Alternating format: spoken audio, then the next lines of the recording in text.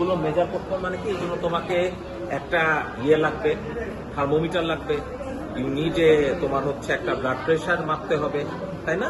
এই কয়টা জিনিস কিছু তোমার কিন্তু অবশ্যই থাকতে হবে।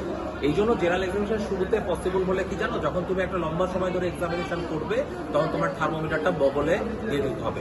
বগলে যে আমি টেম্পারেচারটা মেজার করব, এটা কিন্তু সারফেস টেম্পারেচার, এটা বডির কোর টেম্পারেচার না। এটা ইম্পর্টেন্ট। তাহলে তোমাকে এখন বলতে হবে যে সারফেস টেম্পারেচার ইন অ্যাক্সিলা ইজ এত ডিগ্রি ফারেনহাইট। এটা তোমাকে স্পেসিফিক্যালি উল্লেখ করতে হবে। এটা একটু আগে বলছি। যখন তুমি বিপি মেজার করবা, বিপি মেজার করার জন্য বিপির যে প্রোটোকল, সেই প্রোটোকল অনুযায়ী মেজার করার কথা এক্সামিনারকে বলতে হবে।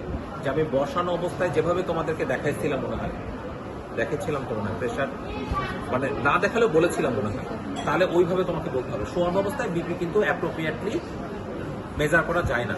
এটা আমি অনুমতি দিচ্ছি যে I want to check the blood pressure in ideal position where the cuff cuff is alongside with the body heart level. ঠিক আছে, এটা দেখতে হবে। প্রথমে প্যালপেটরি ম্যাথডে দেখতে হবে, পরে অস্কালটেটরি ম্যাথডে দেখতে হবে। তাহলে এই দুটো জিনিস আমি আলোচনা করছি না। তাহলে যখন তুমি জেনারেশন করবা, পেডিয়াটিক্স এর মতো না হলে ব্যাপারটা অনেকটা ওরকম। আমি শুরু করবো মাথা থেকে একদম পা পর্যন্ত। কোন